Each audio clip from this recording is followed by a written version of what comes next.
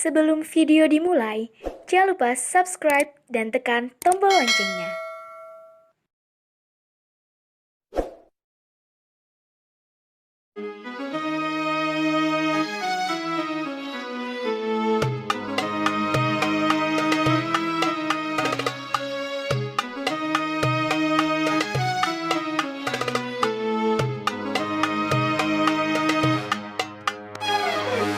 Assalamualaikum warahmatullahi wabarakatuh.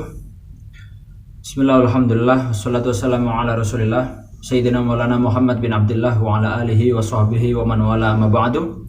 Qala rabbi shrah li sadri yassir li amri wa hlul 'uqdatam min lisani yafqahu qawli. Wa qala subhanaka la ilma lana illa ma 'allamtana innaka antal alimul hakim. Wa la haula wa la quwwata illa billahil aliyyil azim. Sobat YouTuber dimanapun kalian berada, jumpa lagi bersama saya di channel YouTube Eco El Barokah. Seperti biasa, kita akan membahas kisah-kisah Islami yang insya Allah penuh hikmah dan inspiratif. Kali ini, sebagaimana di judul video yang bisa kalian lihat, bahwa tema yang akan saya bahas pada kesempatan hari ini adalah tentang indahnya cinta karena Allah. Kita seringkali mendengar ucapan atau kata-kata yang bertuliskan mencintai karena Allah, ya, cintai aku karena Allah. Namun seperti apa sebenarnya cinta karena Allah itu? Kita mungkin selama ini masih belum paham benar. Kita hanya bisa mengucapkan tapi belum bisa mempraktekannya. Karena itu mudah-mudahan kisah ini bisa sedikit membuka pemikiran kita atau membuka wawasan kita tentang cinta yang dilandasi karena Allah. Diceritakan dalam satu kisah, ada seorang laki-laki yang soleh dan tampan, yang kemudian dia bertemu dengan seorang perempuan yang juga solihah, cantik pula. Singkat cerita, keduanya saling mencintai dan akhirnya mereka pun memutuskan untuk menikah. Nah ini ya, ini kalau salah satu indikator cinta karena Allah adalah orientasinya adalah kepernikahan, ya, bukan untuk main-main. Akhirnya ketika mereka memutuskan untuk menikah, mereka pun mempersiapkan segala keperluan untuk pernikahan mereka. Sampai diceritakan saat itu beberapa hari sebelum atau beberapa hari menjelang pernikahannya, si perempuan ini, ya, perempuan yang solihah dan cantik ini mendapat musibah dari Allah. Dia mengalami kecelakaan begitu. Kecelakaan di mana dia saat itu entah karena dia terpleset atau gimana, kemudian dia terjatuh, dan ketika terjatuh mungkin tangannya mengenai panci, ya, atau ya panci yang di situ sedang memasak air. Airnya sudah mendidih, panas. Dan ketika dia jatuh, si ini perempuan tangannya mengenai itu panci, dan akhirnya panci itu pun tumpah dan mengenai wajah daripada ini perempuan. Anda bisa bayangkan, wajah yang cantik, mempesona, seketika itu berubah menjadi buruk rupa dalam sekejap. Akhirnya bingung ini perempuan. Ya Allah, gimana ini? Hari sudah menjelang pernikahan, tinggal beberapa hari aja. Undangan juga sudah menyebar. Tapi dengan kondisi wajahku yang seperti ini, apa iya si calon suamiku masih mau denganku? Sehingga dia bingung. Dia ingin membatalkan pernikahan, akan tetapi di satu sisi dia ingin membatalkan pernikahan karena dia khawatir si calon suaminya pasti akan menolak melanjutkan pernikahan ini. Tapi di sisi lain, dia juga berpikir jika dibatalkan pernikahan ini, maka yang malu adalah keluarga besarnya. Orang tuanya juga yang akan malu, karena apalagi undangannya juga sudah menyebar. Akhirnya dia pun bingung, dan akhirnya dia memutuskan untuk meneruskan pernikahan itu. Ya, meskipun dia juga mengetahui konsekuensi ketika pernikahan ini dilanjutkan. Dia pun juga sudah mempersiapkan diri, mempersiapkan mental. Jika seandainya suaminya membatalkan pernikahan, atau ketika pernikahan setelah berlangsung suaminya memutuskan untuk menceraikan seketika itu juga. Akhirnya tibalah pernikahan yang ditunggu-tunggu, tibalah hari H pernikahan, dan akhirnya si laki-laki ini pun mengucapkan ijab kabul dalam akad tersebut, dan si perempuan berada di dalam kamar menunggu si suami menyelesaikan proses akad nikah tadi. Setelah akad nikah selesai, si laki-laki ini pun masuk ke dalam kamar. Si perempuan ini pun gemetar, takut suaminya melihat wajah dia yang sebenarnya, karena wajahnya sudah rusak, ya. Dan saat itu si perempuan itu memakai penutup wajah atau cadar mungkin itu, ya. Dan kemudian si laki-laki ini masuk, mengucapkan salam, kemudian mendekati itu perempuan dan dibuka itu penutup wajah daripada si perempuan. Tambah gemetar itu si perempuan, ya. Dia khawatir, dia takut akan ekspresi yang muncul daripada suaminya, dan dia pun memejamkan mata ketika penutup wajahnya dibuka.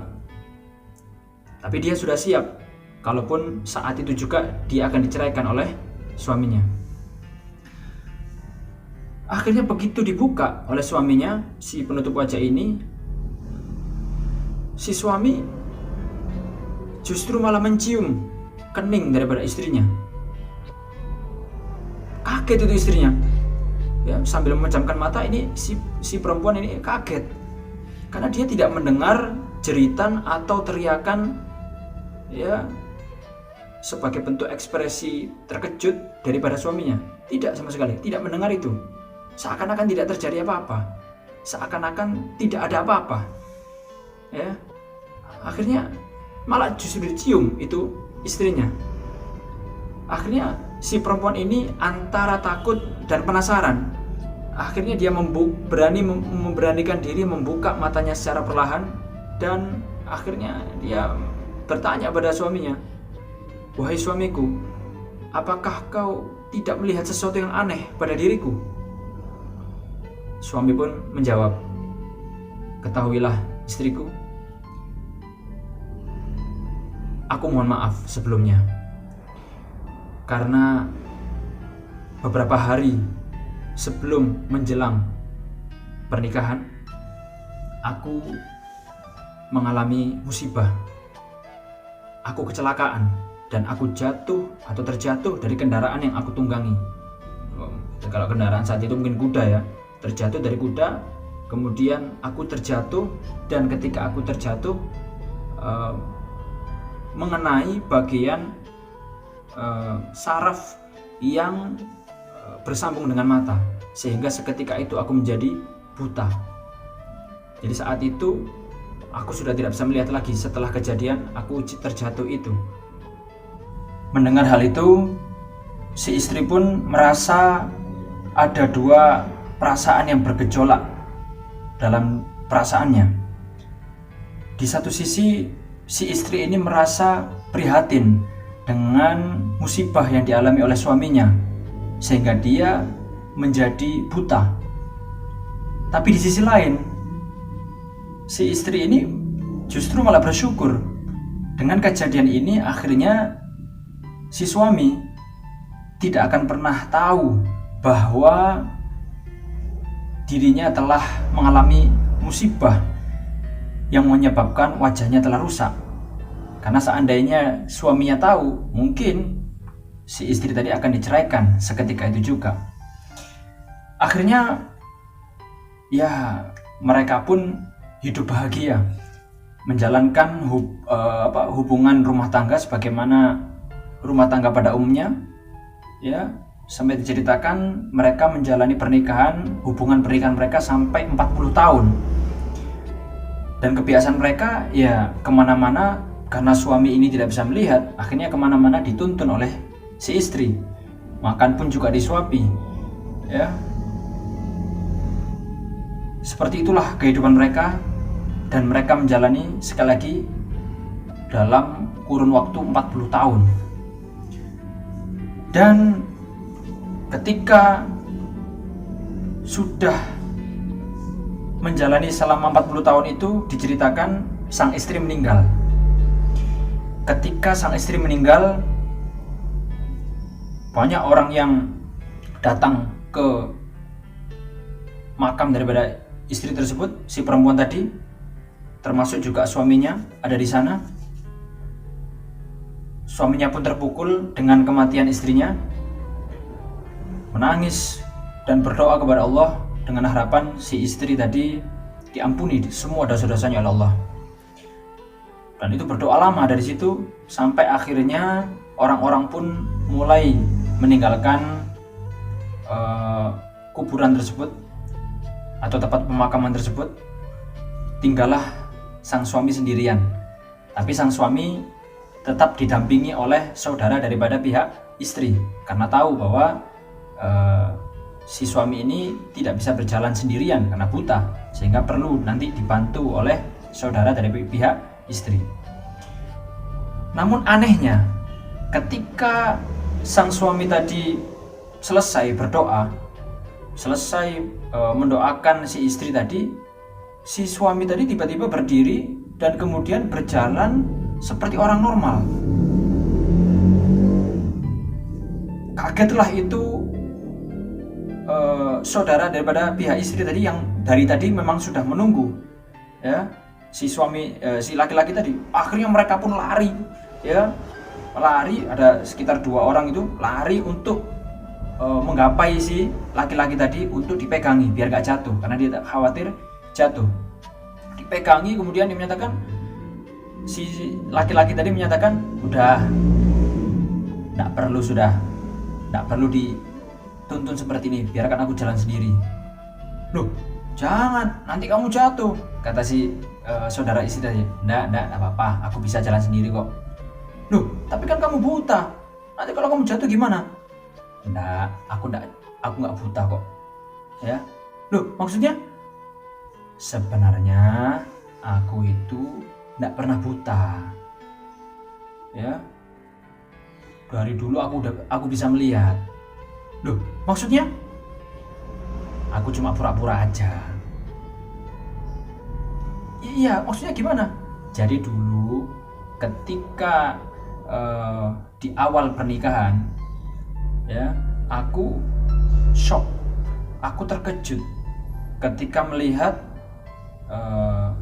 wajah daripada istriku rusak dan buruk seperti itu. Dan aku berpikir, jika saat itu aku menunjukkan ekspresi